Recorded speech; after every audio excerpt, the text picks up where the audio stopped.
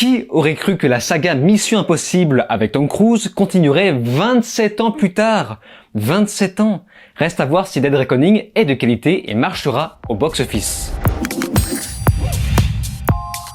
Salut à tous, c'est Vince sur Plottime et on se retrouve aujourd'hui pour parler de Mission Impossible 7. Pour les intimes, Dead Reckoning, qui est un film d'action américain bien sûr, réalisé par Christopher McQuarrie, le réalisateur de la franchise depuis Rogue Nation, et plein d'autres productions avec Tom Cruise. Évidemment, Mission Impossible est inspiré de la vieille série des années 60, et beaucoup ont reproché à cette saga de n'avoir strictement rien à voir avec la série d'origine. Mais seulement, avec les années, la franchise avec Tom Cruise a tellement été ancrée dans le temps, qu'elle a malgré tout réussi à devenir culte à sa façon. C'est une saga qui a connu un succès critique et commercial, ayant rapporté à ce jour 3,4 milliards de dollars dans le monde. Ce n'est donc pas prêt de s'arrêter. Comme ma vidéo sur Indiana Jones, vu que c'est la première fois que je parle de Mission Impossible sur ma chaîne, j'ai décidé de diviser tout ça en chapitres car j'ai beaucoup de choses à dire. Mais avant ça, évidemment, le partenaire du jour.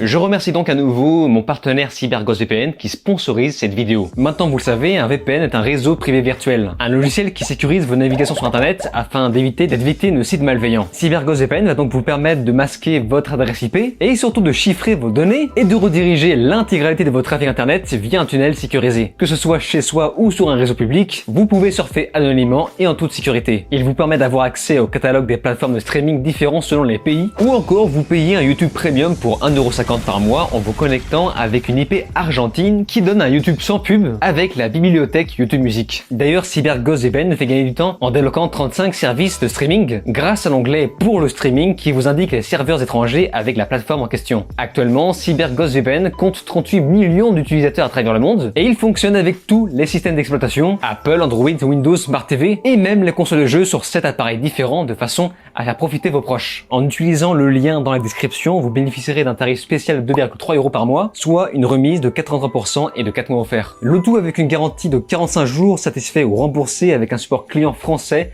disponible 7 jours sur 7 et 24 heures sur 24.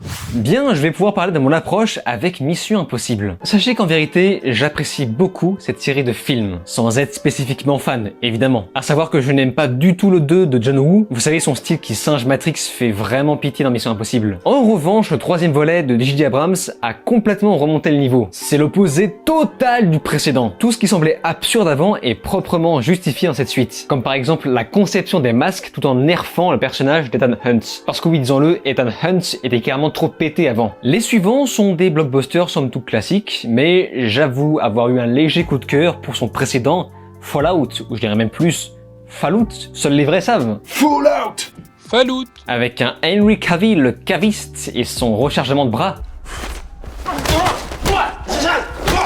Sans parler de sa légendaire moustache qui a donné naissance à ce même. Les innombrables twists invraisemblables sont un régal, et même si tout est cousu de fil blanc, le montage a ce brio de nous faire monter la pression comme une cocotte minute. Dead Reckoning est donc le 7e film de la franchise, et autant dire qu'il en a chié pour voir le jour. Puisqu'il a été tourné en pleine pandémie, je ne sais pas si dans ce tournage ou dans celui de Top Gun que Tom Cruise a complètement pété un plomb suite aux restrictions très fortes avec le fameux port du masque, les gestes barrières, le fait de se laver les mains, etc. Forcément, au bout d'un moment, quand t'es impliqué dans ton taf, tu craques. I don't ever want to see it again!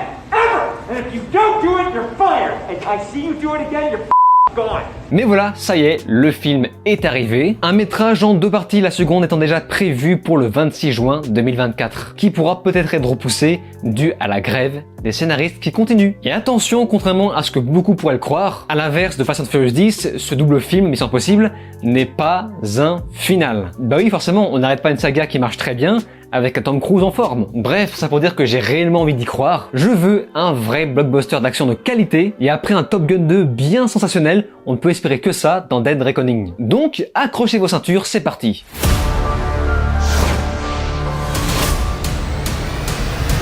Ethan Hunt et son équipe de l'IMF ont cette fois-ci pour mission de traquer une arme mystérieuse. Une arme qu'ils ont beaucoup de mal à comprendre. Une fois encore, le temps est compté, car celle-ci ne doit surtout pas tomber entre de mauvaises mains. En effet, nous parlons de contrôler le monde. Je pense que niveau enjeu, on n'est pas trop mal. C'est en confrontant son propre passé qu'Ethan va devoir s'engager dans une mission encore plus dangereuse et croiser la route de nouvelles personnes en qui il sera difficile d'avoir confiance. Vous savez, lorsque le film démarre, on se dit « Ah tiens, là on part donc sur du méchant russe », pourquoi pas. Le film s'annonce donc simple mais efficace. Sauf que non, comme la saga nous a souvent habitués, le scénario va nuancer et partir dans différentes directions. Vous savez, de façon à brouiller les pistes et effacer l'aspect prévisible. Le fait est que les premières minutes, même si j'avais du mal à saisir le contexte et à comprendre là où le film cherchait à m'emmener, eh bien je suis quand même rentré dedans direct. Cette première partie sera donc utilisée pour poser le décor. Et son grand défi sera donc de rendre le scénario à la fois complexe, accompagné de pas mal de scènes d'action suffisamment intelligentes pour nous maintenir en haleine pour la partie 2. Et sans vouloir tourner autour du pot, je pense que je peux le dire, le pari est plutôt réussi. Si ce n'est même très réussi. Je me suis un petit peu baladé sur la toile, je vois que beaucoup de gens kiffent. Et c'est un peu mon cas. Ne serait-ce que sur l'écriture par exemple. Même si elle ne propose rien de spécifiquement original, elle nous met constamment sur nos gardes et c'est largement appuyé par la mise en scène. C'est-à-dire que les protagonistes et les antagonistes ne sont jamais en sécurité. Et ce malgré les apparences, ce qui va surprendre davantage le spectateur. Cette suite va beaucoup se concentrer sur les nouvelles technologies, si ce n'est les dangers qu'elles représentent. On peut penser par exemple aux deepfakes, aux intelligences artificielles. Et même si on a du mal à saisir concrètement les conséquences, on a quand même envie d'en apprendre plus dans la seconde partie. Après, j'ai vu des gens dire que c'est inutilement complexe, je suis un peu d'accord. C'est vraiment exactement dans la même vibe des premiers films. Mais notons que pour le moment, ce premier volet ne nous noie pas dans un océan de twists. Et c'est pas plus mal. Bien que l'histoire soit nouvelle et pourra malgré tout attirer de nouveaux spectateurs. Et comment passer à côté de ce Tom Cruise so sexy? Quel plaisir, mes aïeux, quel plaisir de voir un héros masculin rester un vrai mec. Un homme charismatique et charmeur sans qu'il soit ridiculisé par la police féministe. Et justement, tant qu'on y est, le personnage de Grace, incarné par la délicieuse Hayley Atwell, est elle aussi très sexy. C'est clairement mon gros coup de cœur de ce film. Pourtant, il me semble que les Missions Impossibles n'étaient pas spécialement connues pour leur personnage, mais ce genre de protagoniste avec autant de caractère m'a littéralement fait bouillonner de l'intérieur. Elle est attachante et charismatique autant que Ethan Hunt, ce qui forme un duo parfait avec lui. Ce simple personnage met tellement de fessées à ceux de Marvel, ce qui était ironique quand on sait qu'elle vient de là justement. Et puis bon, disons-le, elle était un petit peu ridicule dans Doctor Strange, vous savez, avec ses faux muscles. Vraiment, je n'en peux plus de ces femmes fortes dans ces films, jamais en détresse. Alors que pour le coup, Dead Reckoning est l'antithèse parfaite de tout ça. Ce duo féminin-masculin se complète totalement, d'une part par les muscles et le combat chez le monsieur, et d'une autre par l'intelligence et la dextérité chez la madame. En fait, de façon générale, les personnages ne sont jamais forts de la même façon. Ils ont chacun une efficacité à part qui permet de les différencier à l'écran. Ce qui donne aussi une belle valeur au personnage incarné par Pam Clémentif, très canon également, bien que son jeu d'actrice laisse à désirer sur la fin. Bref, je trouve que cette suite a su créer une belle alchimie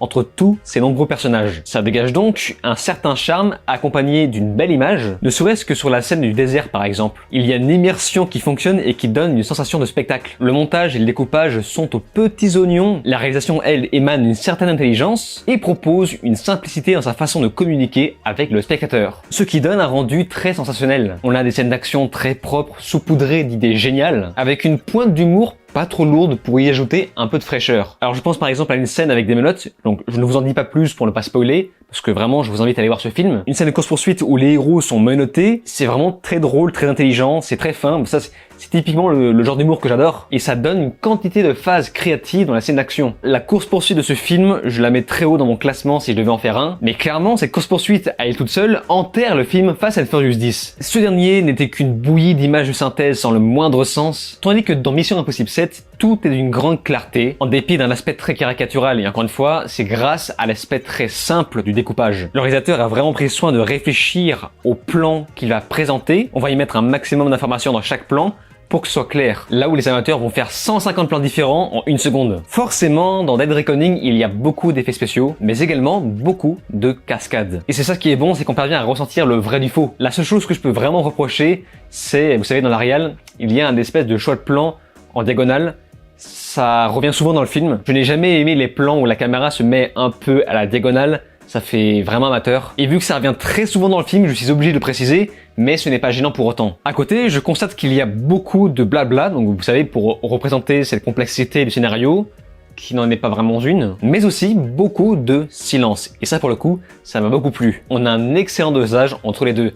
On passe des scènes avec beaucoup de dialogue et des scènes avec beaucoup d'action, mais du silence. Le dernier film qui faisait beaucoup ça, c'était John Wick 4, que j'avais également beaucoup apprécié. Mais ce qui m'a le plus ravi, comme je vous l'expliquais tout à l'heure, c'est l'humour très fin et élégant, Et ce mot élégant, c'est vraiment ce qui résume le mieux le film. C'est d'une grande élégance, c'est de l'espionnage à l'ancienne. Là où l'humour gras et interminable de The Flash détruisait son propre film, Mission Impossible Dead Reckoning va au contraire mettre son humour au service de ces personnages pour redorer leur blason. Pour vous faire comprendre la chose, dans The Flash, l'humour est utilisé pour ridiculiser les personnages, c'est insupportable. Dans Mission Impossible, l'humour est utilisé pour rendre les personnages stylés. Et ça c'est cool. Prenez exemple sur le personnage de Benji incarné par Simon Pegg. Pour moi c'est clairement la version réussie de Roman Pierce dans Fast and Furious 10. C'est-à-dire qu'ils sont tous les deux des sidekicks rigolos, mais Benji n'en fait pas trop. Et il parvient à être touchant en reprenant parfois son sérieux. En fait c'est très simple, Mission Impossible 7 c'est pour les grands et Fast and Furious 10 c'est pour les ados. Même si je sais qu'il existe de grands enfants, moi-même je le suis. Et à ça s'ajoute une musique impeccable de Lord Balfe qui va contribuer à ce style espionnage qui ressemble beaucoup